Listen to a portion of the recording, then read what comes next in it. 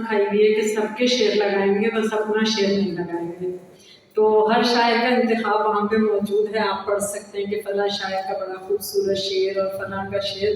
نہیں ملے گا تو احمد حسین مجاہد صاحب کا اپنا شعر نہیں ملے گا. یہی وہ باتیں ہیں جو یہ ثابت کرتی ہیں کہ کوئی تخلیق کار کتنا سنجیدہ ہے. اور خصوصاً آج کے زمانے میں جب ہم سب اس کوشش میں ہوتے ہیں کہ چاہے شعر ہو نہ ہو لیکن کہیں نہ کہیں یہ بات آ جائے کہ ہم شعر کہتے ہیں, کہیں ہماری تصویر آ جائے کہ ہم شعر کہنے والوں میں سے ہیں. اور ظاہر ہے کہ یہ ایک بہت افسوسناک صورتحال ہے جس نے ہمارے معیار کو بہت نقصان پہنچایا ہے. Arts Council of Pakistan Karachi, Ahmed Shah صاحب جو صدر ہیں آرٹس کونسل کے, ان کی سربراہی میں کسی تفریق کے بغیر, چاہے وہ زبان کی تفریق ہو, چاہے وہ ملک کی تفریق ہو, چاہے شہروں کی تفریق ہو, ہم کسی تفریق کے بغیر ہر اس تخلیقات کی پذیرائی کرتے ہیں اور اس کی پذیرائی کو اپنا فرض سمجھتے ہیں جو جینوئن ہے اور جو اپنا کام کر رہا ہے, چاہے کتنی ہی خاموشی سے کر رہا ہو. لہٰذا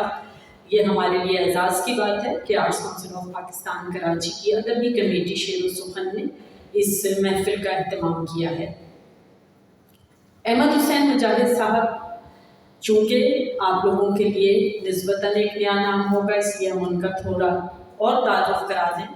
کہ آپ جو ہیں وہ ایک شاعر بھی ہیں, نقاد بھی ہیں, ادیب بھی ہیں. آپ نے ایک خوبصورت لوک داستان بھی لکھی ہے اور آپ ذو لسانی ادیب ہیں, یعنی 2 زبانوں میں لکھتے ہیں, اردو کے ساتھ ساتھ ہندکوں میں بھی لکھتے ہیں. یہ ایک بڑی قابل تعریف بات ہے کیونکہ ہمارے ہاں عام طور پر جب تخلیق کار اردو میں ادب تخلیق کرنے لگتے ہیں تو لوگوں کو یہ شکایت رہتی ہے کہ وہ اپنی مادری زبان میں شعر نہیں کہہ رہے یا کوئی ادب تخلیق نہیں کر رہے. تو یہ بڑی بات ہوتی ہے اور اصل لوگوں کی پہچان یہی ہے کہ وہ کہیں بھی پہنچ جائیں وہ اپنے تعلق کو یاد رکھیں کہ ان کا تعلق کس علاقے سے ہے, کس زمین سے ہے, اور ساتھ ہی ساتھ اپنی زبان اور اپنے لوگوں پر فخر کریں. احمد حسین مجاہد صاحب سماجی کارکن بھی ہیں اور اسپیشل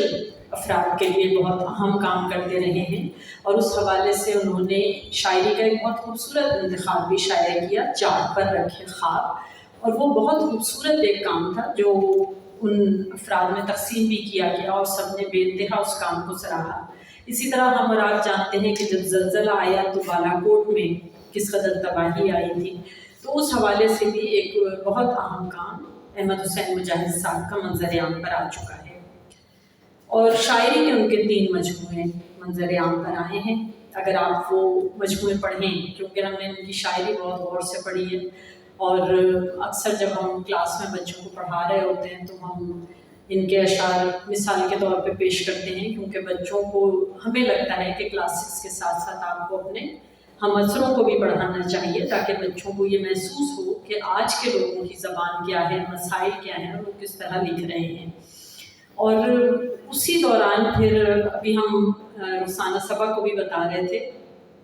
کہ ایک دن ہم سونٹ پڑھا رہے تھے اور بچے کہہ رہے تھے کہ مس سونٹ انگلش میں تو بہت اچھے تھے, اردو والے مزے کے نہیں ہیں. انگلش میں پہلے ہم نے ان کو پڑھائے, پھر اردو میں پڑھائے, اور پھر اس میں ہم نے احمد حسین مجاہد صاحب کا ایک سونٹ پڑھانا شروع کیا, اور پڑھاتے پڑھاتے ہم رونا شروع ہو گئے کیونکہ وہ اس کا موضوع اور اس کا ٹریٹمنٹ بہت ہی دردناک تھا کہ ایک انسان ڈوب رہا ہے اور اس وقت وہ یہ سوچ رہا ہے کہ جب یہ خبر اس کی ماں تک پہنچے گی تو کیا ہوگا, اور ماں اس کی ہمیشہ منتظر رہے گی